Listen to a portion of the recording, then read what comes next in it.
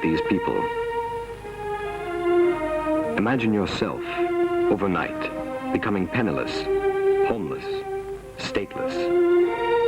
Imagine yourself, overnight, becoming a refugee. Look at these people. They were all expelled from their countries, with nothing more than the shirts on their backs, fleeing to avoid death. They left behind homes and goods, and a whole network of schools and institutions developed over the centuries. Now they have nothing. These people were born and lived in Arab countries. Persecutions, massacres, and expulsions turned them into a nation of refugees. It all happened for only one reason. These people are Jews.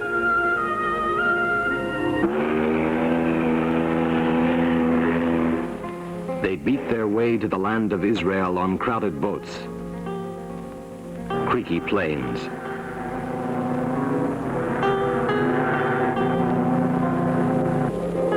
They marched over hundreds of miles of wild country, many exhausted and dying on their way, and all along the frightful journey at the mercy of cutthroat robbers. These people, fleeing for their lives, no stopping, no pause, one goal only, the land of Israel.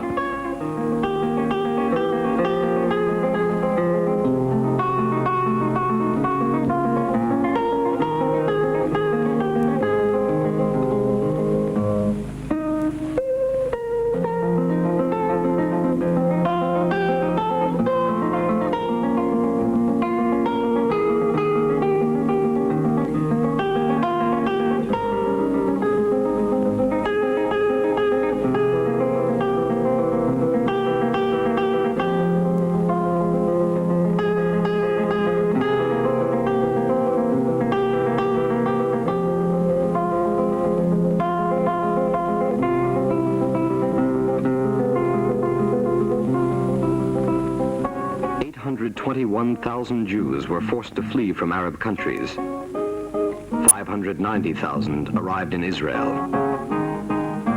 From Morocco, 261,000. From Algiers, 14,000. From Tunisia, 56,000. From Libya, 36,000. From Egypt, 31,000. From Yemen, 51,000. From Iraq, 130,000. From Syria, 5,000. From Lebanon, 6,000.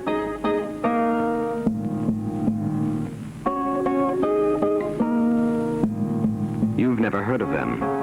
They never made the news. Their suffering never made the headlines. You might have thought, like the rest of the world, that their lot was a good one.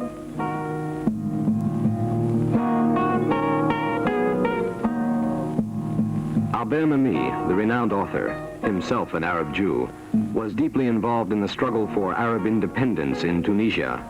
Only much later did he write his book, Jews and Arabs. Assuming the Jewish situation in the Arab countries was very good, the whole history of Jewish misfortune was due to the West, due to the Christians. Then why should the Arabs be held responsible for any part of the Jewish misery? And why should they accept the existence of Israel? This has, in fact, become an Arab propaganda argument, repeated time and again, and designed to create an anti-Israeli reaction. But I say this cannot be left uncorrected. The truth is different, and these are the facts. Jewish settlement in Yemen dates back to the time of the prophet Jeremiah.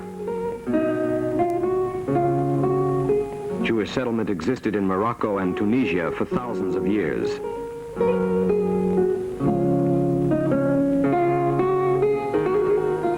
stones in Algeria testify to the presence of Jews there as early as the 1st century.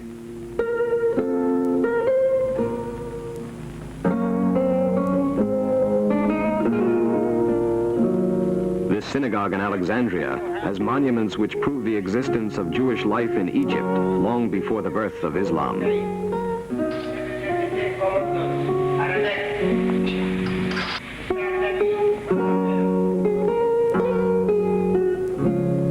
Jews came to Syria after the destruction of the first temple 2,500 years ago. In the year 632 AD, the Arabs left the desert and created an empire in the name of Muhammad. The prophet of Islam preached a faith greatly influenced by Judaism. He was bitterly disappointed when the Jews refused to adopt his new faith. There emerged an attitude of hostility and contempt towards Jews and Judaism. The extermination of Jewish tribes in the Arabian Peninsula followed immediately. At the time of Omar, the second caliph, new rules were laid down, known today as the Covenant of Omar, humiliating to those to whom they apply. The Jews were forced to wear distinctive dress with a yellow patch on their clothes. They were confined to special ghettos as second-class citizens and were called Ahlu Dhimma. Ahl Dhimma are people under Muslim protection, and they had to pay a special tax for it. A special tax for being protected by the Islamic people. This Ahl Dhimma included Christian people too, but Christians had behind them the might, the strength of the Christian countries in Europe. So in a way, they had some protection. We Jewish people didn't have it. In the 16th century, the Ottomans conquered the Arab countries, but the change of masters made no difference for the Jewish community. Jewish persecution continued.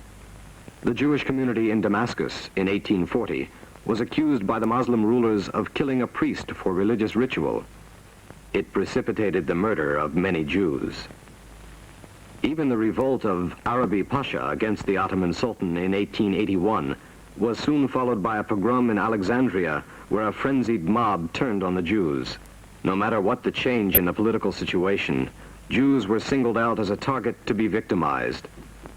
None of this was ever revealed by Arab historians. Arab historians don't mention it. They do not record the existence of Jewish communities, nor their suffering. The reasons are very simple. One doesn't speak about a minority, especially a minority which one tramples underfoot. Then it must be added, unfortunately, the Arabs consider the Jew to be totally impure and contemptible. This is already revealed in common parlance. When one talks about a Jew, one says Kelbi Yehudi, which means the Jewish dog. When one mentions a Jew in conversation, one adds saving your honor. To talk about a Jew is, in any case, to foul one's mouth a little bit. So you understand, Arab historians were not interested in the fate of this miserable community, a community humiliated and poverty-stricken. The European historians used Arab sources. That's all they had available.